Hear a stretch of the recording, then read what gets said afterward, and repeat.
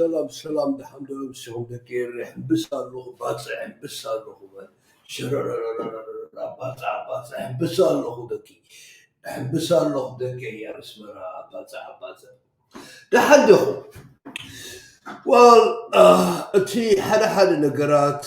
كم زمصو الناس اريدي زخيد بزح عينت نقرات بحدا باكسبيرينس بتمكرو تصري كم زخونه فلوتي قلنا ايدنتيتي كرايسيس سبحان الله شغلت ناي من النت سبحان الله ناي عن النت اخونا نزول لكم زلخو ناي من النت شقالت ناي عن النت كل سبالو كل عشاء سبالو تعشاد ما بزه I'm talking about كلولاو ناي من النت سكي one of them ابزيد ما سكن رأيهم let's see what happens man in the social media it's all good anyway right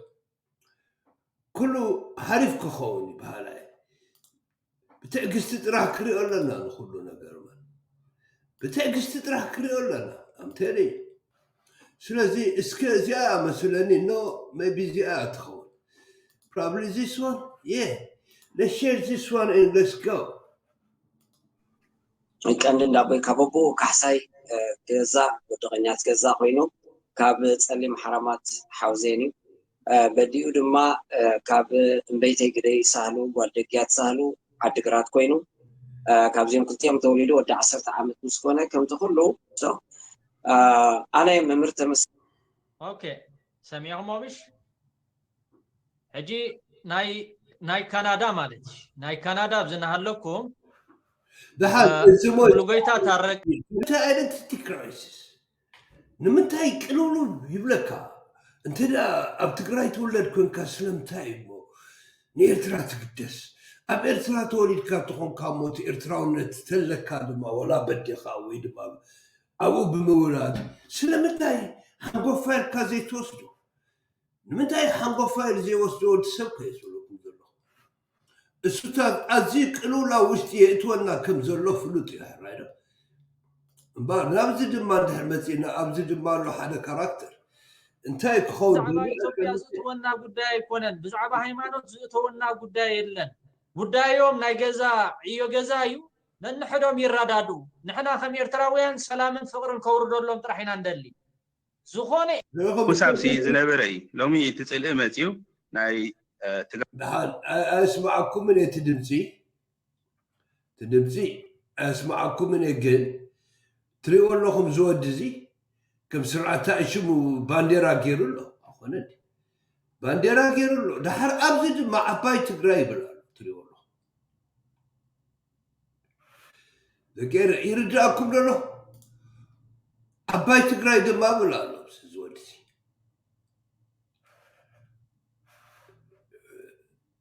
تقرنكم انتايك بحال أبزنا قرز ستايك بحال زكال كويس لكم أباي تقراي بلا له بزريكم أوكي قرب دما نخيد أبزي دما إريترا وخوين اللوريكم أبزي قن كزاربو مخناتهم دحال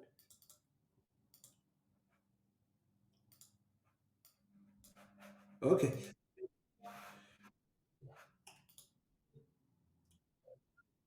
وا شمنا غتراس هو شمنا غتراس هو وا ياكل ابز خيدو سمعوه ابزي ناي هيمانوت قداماي نجر هيمانوت تافافس لزخونه انا خمير هيمانوت تافافس لزخونه نحنا خم إرتراويان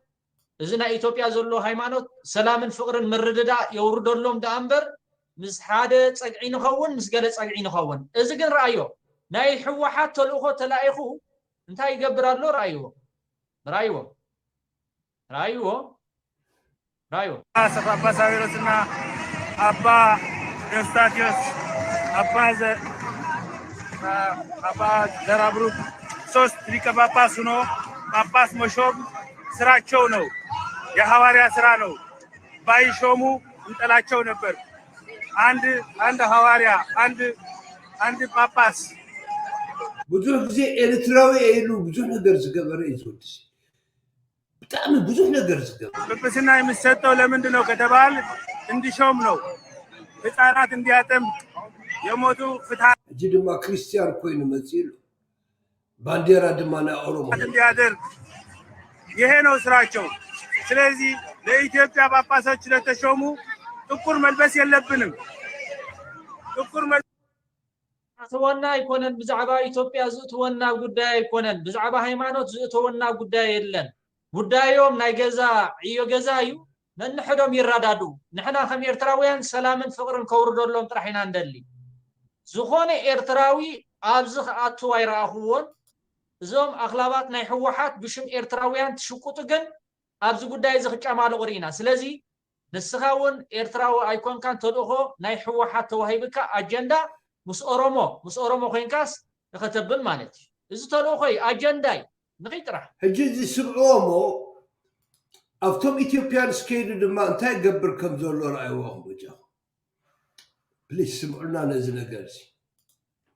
መልበስ አይለብን። ይሄ ጥሩ ስራ ነው። እኛ ሁሉ ብሔር ብሔረሰቦች አንድ ሰው ሲያጠፋ መገሰጽ አለብን። ሰዎች በሁሉ ብሔር ብሔረሰቦች ኢትዮጵያ ካጠፋ መገሰጽ የግድ ነው። ካላጠፋ ግን መብቱ ነው። ስለዚህ እነዚህ አባቶች የሰሩት ስራ ስራቸው ነው። ከስራቸው አልወጡም። የሰሩት ስራ የራሳቸው እዚ ቪዲዮ ታት ገለ ቻነል ዘርእየና ነገር የለ እንታይ ባርከኒ አባ ሳዊሮስ ኮይኑ ቀሪቡ እምበር ስራ ነው። አንድ ሊቀ ጳጳስ ስራው ሐዋርያነት ለመዳረስ ነው። ለዚህ ነው የሰሩት። ስለዚህ አምላኽ እኮ ጉድ ረኺቡ በዚኦም ጉድ ረኺቡ አምላኽ በዚኦም Congratulations Oromo people, congratulations ብሔር ብሔረሰቦች, nation and nationalities, congratulations Ethiopia, you have new كلهم ببعال آلولا سلومون جنزب تواهيبهم ببعال آلولا سلومون جنزب تواهيبهم مالتيو كم إيرتراويان كلكم أبتيمس أورومو مالتيو كم يجر كانت إثيوبيا أخندي سلام فقر يوردون لهم الكا محساب مسحد اللغو إذا هايمانوتي تنكافي سلازغونا كم إيرتراويان أين أتون أي ملكتنان توم أغلبات نحوحات بشم إيرتراويان شوكوتوغن أبو ختم كوالولو أبو ختشامال لغرينا نعنا توكل سبات ونايكونكمن عدلكم وكم بمحارنيا تزاربوا سبات نتوم إثيوبياويان مالتيو بزحات اسكي نافتم إثيوبيان سكيلو توم إثيوبيان سكنتايو تكو تردي أموميم صحيفنا لهم ولا نقليهمون أب إنبوكس صحفنا لهم ميرنا مالتيو توم إيرتراو توم تقارروها نزي سبز تتاقعلون يركم مالتي تتاقعلون يركم توم إيرتراويان كا إيرتراون داتبهالي باقا تسحقو طرح تسحقو السو ملغتي دسدد لهم أورومو تصلوا لي أي تصلوا لي أي فلطواني نزي سبزي تصلوا لي تعيدي حموم دي أي فلطواني سيريسلي حمومي نايمون داتا لايفلس نسغاتكم جن تسحقون يركم مالتي بزو قبروس باكا لبان بتصغر لا يساوني تاخذ على كايمونسي ايساوني جن كم إيرتراو خمس خطري كلها إذا سبزي إيرتراو يكونن سمعوا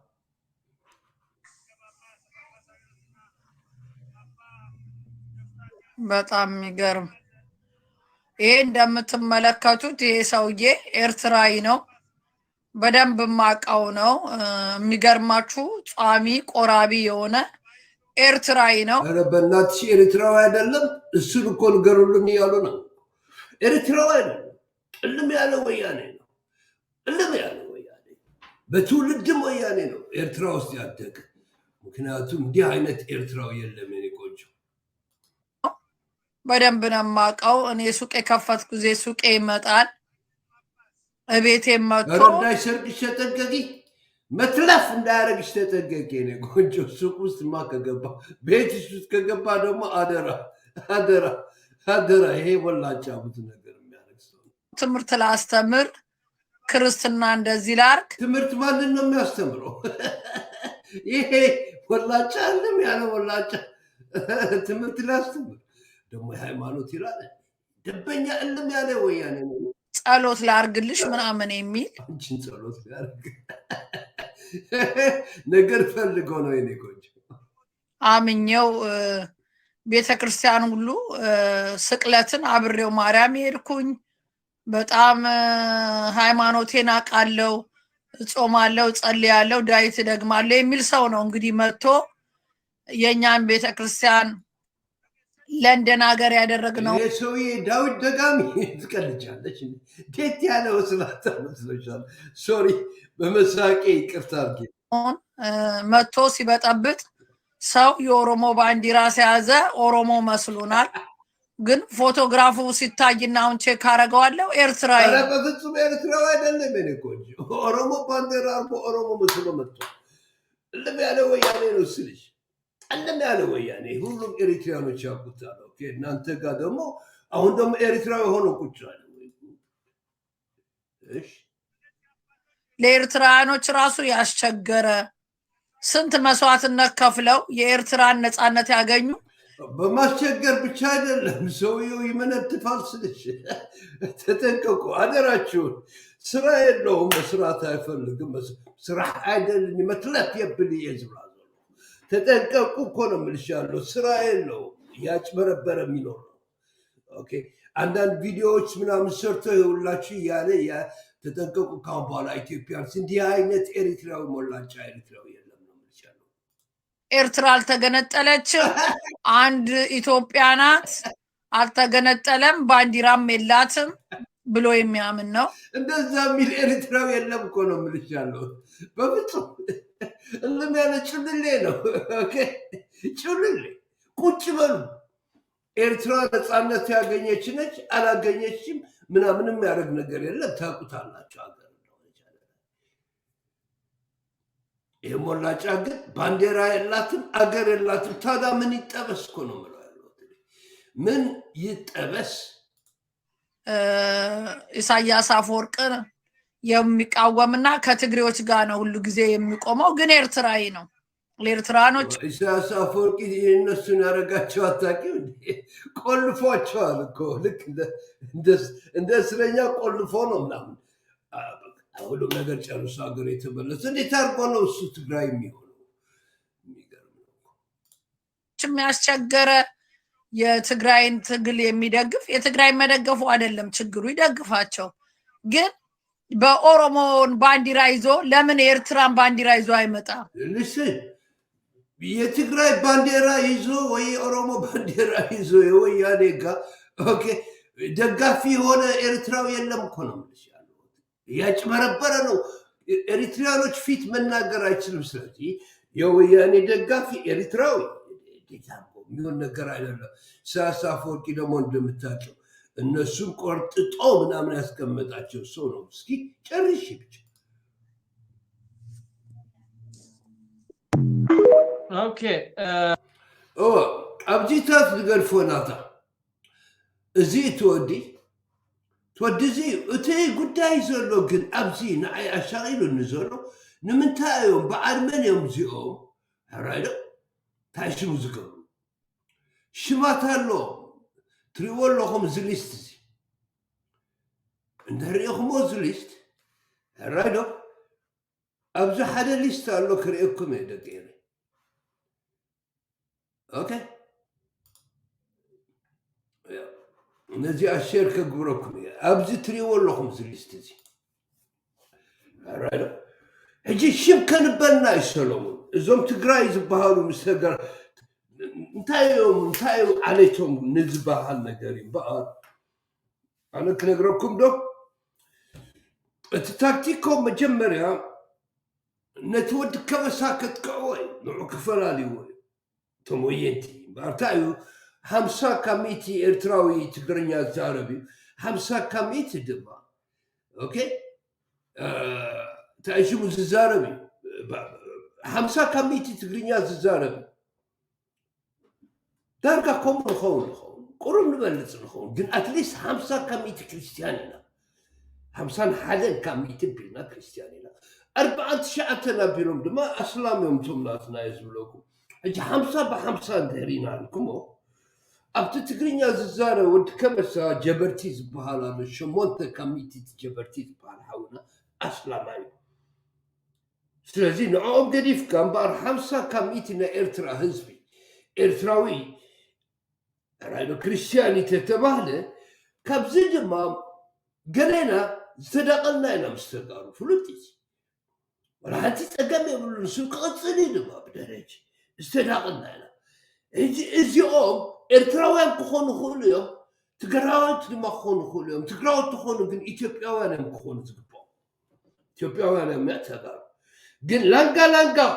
ዝኾኑ ድማ ኣለዉ ካብዚ ሰጥ ኢሎም ኤርትርነቶም ሒዞም ዝኸዱ ኣለዉ ሰጥ ኢሎም ትግራውነቶም ሒዞም ዝኸዱ ኣለዉ ላንጋ ድማ ኮይኖም ንክልቲኡ ኣብ ክልቲኡ ኣትዮም ብስብስ ዘብሉ ማዕረ ኢና እንዳበሉ ዝኸዱ ኣለዉ ኣብዚ እምበኣር ኣብቲ ትግርኛ ንናገር ሰባት ክረግዘታ ሓማሴን ሰራየ ዝበሃል ኣብዚ ድማ እዚኦም ስለ ዝተዋለዱ ምስ ተጋሩ ኣብዚ ድማ ምፍልላይ ይፍጠር ማለት እዩ ባናይ ወያነ ስትራቴጂ ተሳኺዑላ እቲ ሰብ ኤክስተንት ኣባይ ሳታ ያለት ህዝቢ ኣጋዝያን ዓባይ ትግራይ መረብ ምላሽ ትግራይ ትግርኛ ተጋሩ ባዕሎም ትግራይ ትግርኛ እዚ ኩሉ እንዳበልካ ምስ ዓባይ ባይቶና ነፃነት ትግራይ ሳልሳይ ወያነ ክንደይ ዓይነት ፍሽፍሽ መፅዩ ማለት በቲ ጦርነት ምስ ኢትዮጵያንስ እንዳባኣሱ ነተወድ ከበሳ ከፅሪዎ ደልዮም ነይሮም ቀረባ ስለ ዘሎ ክሳብ ፍርቂ ሚልዮን ካብኡ ንላዕሊ ረፊጂስ ሃዲሞም ካብ ኤርትራ እቲ ሰላማይ ዝነበረ ናትና ናይ ቀደም ብግዜ ሃይለ ስላሴ ዝተሰደደ ኣብ ሱዳን ገለታት ከይተመልሰ ከሎ ሕጂ ድማ ትወዲ ከበሳ ክሳብ 500,000 ካብኡ ንላዕሊ ወፅዩ ከምዚ ገይሮም ኣዳኺሞም እምበኣር እዚ ኩሉ መሳርሒታት ኣኪቦም እዚ ኩሉ ሰልድታት ን27 ዓመት ሒዞም ናትና እቲ ወዲ ከበሳ ሓወይ ትግርኛ ኢሎም ዝብልዎ ንዕኡ ከዳኽሞም እምበር ሓቂ ኣይኮነን ናቱ ኣይዲ ካርድ እንዳወሰዱ እንዳወፁ ንዑ ረፊጂ እንዳበሉ ኣብ ትግራይ እንዳትረፉ ከምዘይመሃር ገይረዎ ኣብቲ ቦርደራት ከሽጎም ንዑ ድዋዋዕ ምሰበልዎ እዮም ሰጊሮም ናብቲ እስላማይ ከኣቱ ደልዮም ነይሮም እምበኣር ኣብዚ እምበኣር ንሪኦ ሓደ ሊስት ኣሎ ደገይረ እስክንዑ ነዚኣ ንርኣያ እዛ ሊስት እዚኣ እሞ እንታይ እዩ ዝካየድ ዘሎ ክንሰምዕ ክንርኢ ንኽእል ኢና ራይዶ እንታይ እዩ እዚ ሊስት እዚ የማነ ሃብቲ ዓዲ ሞርክጅ ቀሺ ክብሮም ልኡል ማዕዳይ ተስቢ ናይ ካናዳ ማለት ናይ ካናዳ ብዝናሃለኩም ሙሉጎይታ ታረቀ ዕቁቡ 300 አኮሎም ግርማይ 230 ተስፋ ማርያም ተስፋይ የማነ ሃብተ ዓዲ ሞርክጅ ቀሺ ክብሮም ልኡል ማዕዳይ ተሰተ ተወልደ መድህን ዝበሃል ካቲ ዓዲ ያቀን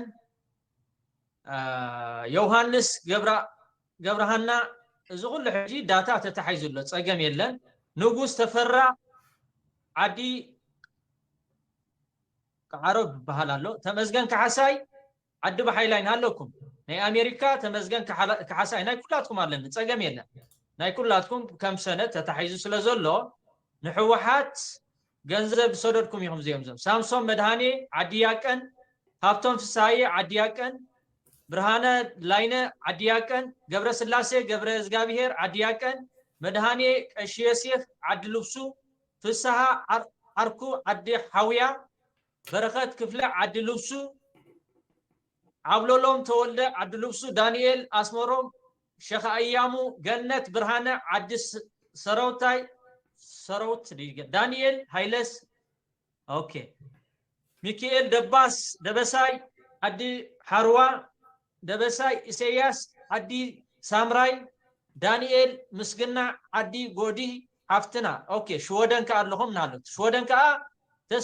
ተስፋአለ ገብረትንሳኤ ዓዲ ያቀን ብርሃነ አፈወርቂ ዓዲ ያቀን ሚካኤል ፍሳሐየ ዓዲ ኦኬ እዚኣቶም ንሕወሓት ገንዘብ ድሰደድኩም ንሕዋትና መቕተሊ ማለት እዩ ንሕዋትና መቕተሊ ፀገም የለን ኣብ ጁባኹም እምበር ደገይረ ንዓይ ኢንትረስት ገይሩኒ ዘሎ ናይዚኦም ምውፃእ ኮነ ብጣዕሚ ኢንትረስት ሂቡኒ ዘሎ ኦኬ ክሳብ ሕጂ ዝተነበበ ሽማት ኩሎም ክርስቲያናት እዮም ኩሎም ድማ ትግርኛ ተዛረብቲ ደቂ ከበሳ ክሳብ ሕጂ ክልተ ዋልት حنتي حبتنا استمالك حنتي دما جنة برهانة تبال قصروا لي من غتسل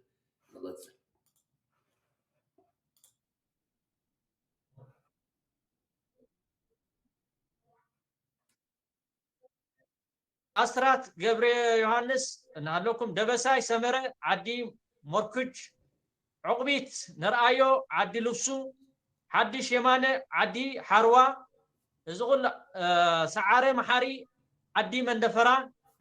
ميكيلا هايلة عدي شملس زغل حجي كم داتا تتحيزل له زي نشفت أسرعات حوحات كاب زغل نقرات تملطوا نقر يلن تتحيزنا هنا نتحنانا قينا تساقم يلن زي حجي مقتل حواتنا استسدي أبزغانا سويزرلاند اليوم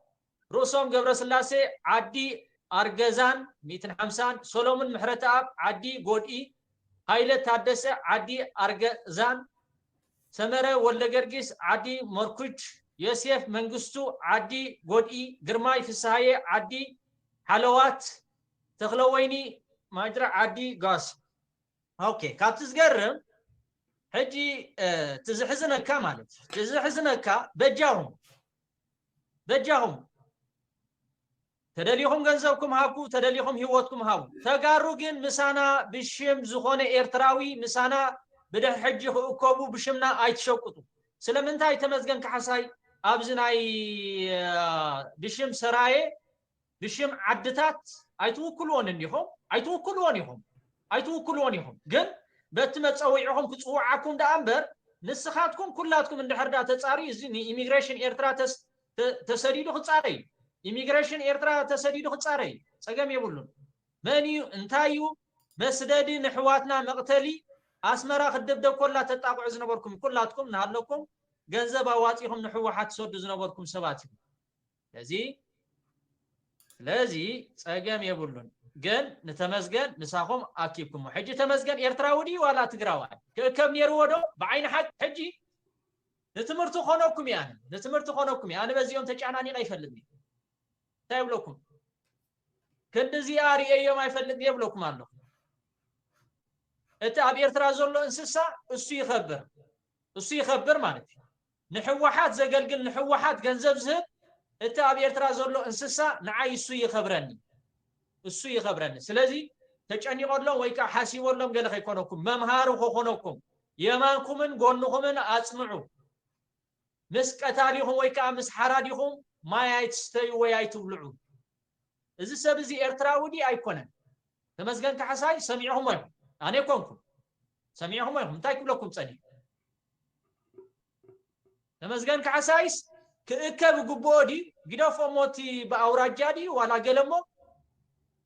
እታ ኣባሻውል ትበሃል ዝዓብየላ ኸማን ክእከብ ኣይግቦኒ ሰጊቦም እዮም ኣባሻውል ሰጊቦም እዮም ዳሓር ኢኹሞ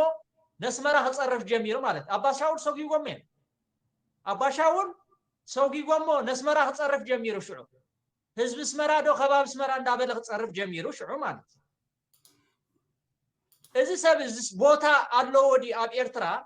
ከም ኤርትራዊ ኮይንካ ከተዘራርቦስ ቦታ ኣለዎ ዲ ኣብ ኤርትራ ንጎርኒ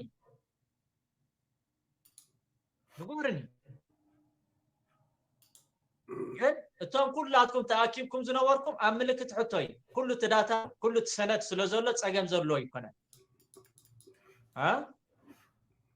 ፀገም ዘለዎ ይኮነን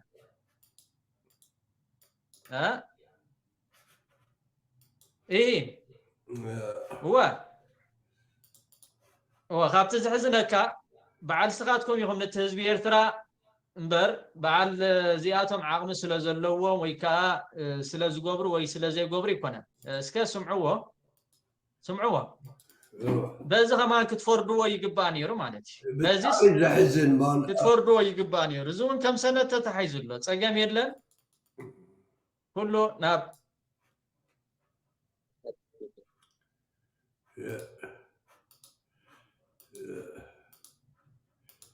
تاخذ تطويل له anyway قبل عليك سمعوا سلام شمي ممرت مسكن كحساي بهل كاب هاجر امريكا زعملت زي حدث اركوينا نخلهم نقصات احواتي او حالتات مكل قال افترا زلو እዚ ዝግበር ዘሎ ናይ መወዳእታ ምሽብሻብ ኩናት ዝቃወም ኮይኑ ኩልኩም ኣሕዋተይ ከምኡ ድማ ካብ ላዕሊ ክሳብ ታሕቲ ሓላፍነት ዘለኹም ኣብ ሓይልታት ምክልኻል ኣብ ሰራዊት ዘለኹም ኤርትራ እዚ ሕጂ ዝግበር ዘሎ ዳግማይ ኩናት ረብሓና ሃገር ከም ዘይኮነ ሃገራዊ ኣጀንዳ ከም ዘይብሉ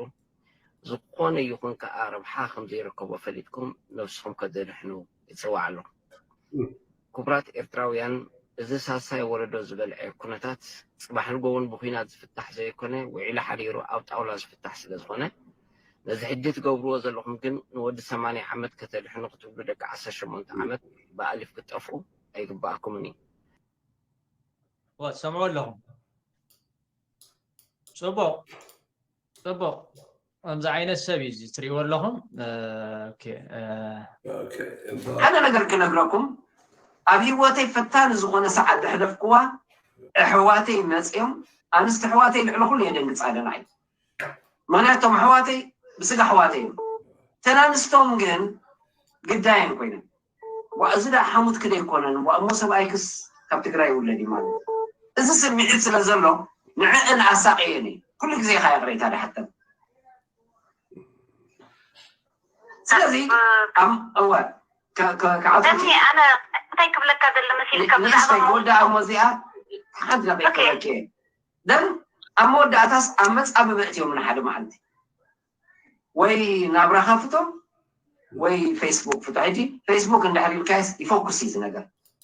أنا فيسبوك أيكون أمس إيه زلقو أيديا زسر حلو زلقو زلقو مالو زلقو واجاز غفلو زلقو قداي نايكلتي حزبي نايبت عدل قداي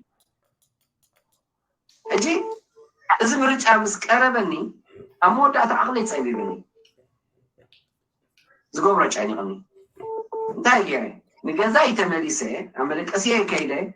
كل أنتن باسبورتي وتعدى قصري أم حتى زنبر كلهم كاب سراوي كت أيسكم أيدي كاردي نيرترا تسيراي بمول أن دوكومنتي نيرترا زمن كذا دوكومنتي أمسك لو ما عندنا زين كنددني تقوقا أجري نقفت بفتسوني إرترات بهال جالس أي تمثاني راح بزعبة عدي ده يزارب النحر كوينه زعبة هجري باركم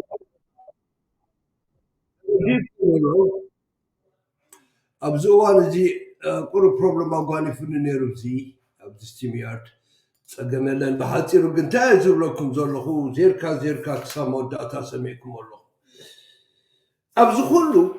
مبارت زخلو تكرينيا زارب كزبت كرم زخلو كفالالي وكوجاجلو بتكنستيشن إريتراو نتوم قديفو نب تجراي كل خلو إذا كلهم استطاعوا الشمس حد إسلامي يلا ولا حد إسلامي إذا كيس ما كافت كريستيان زربا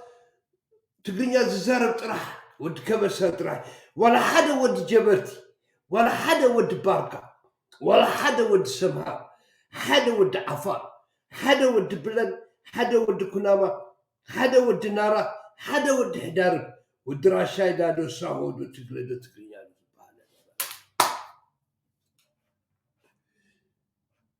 يعني شا تقنيا طرح زار سلازي نتوم شو موت حواتنا توتالي ريجكت كيركاس تقريني الكاس استقرينيا ترى إذا قلنا عين متى يقريب لكم اتي ابو غازا عنده ابو قرد ابو كت افتز خفاف ان إرترا اتيو دعوا الى تجامالي قز نبرت تقرينيا تزارباي وتكبسا رايدو وي إرتراويو وي فرقو إرتراويو ويدما زي خونه زي إرتراوي تقرينيا تزاربكم اندابل تزارب سلازي نزك كافلوكم دلي مزيلومي نشتي نا فيديو بروبلم نير نخون خدي رايت قدسو بنو دحلو شو دحلو فلوت ووز نقرتي ناتي تيسي سلوما انتي تتقرينيا ززار انت كريستيان شو ترحيو مسؤول الثلاثي ببوليتيكا يزولوكم نوعو تتقيبو نوعو رقيصو كفافينو كم زي فتو وفلوتيو ناتو مراد لواقشهم نوعو حميقهم يوم دما نتي إرتراو نتكسروا لنا مزنبرو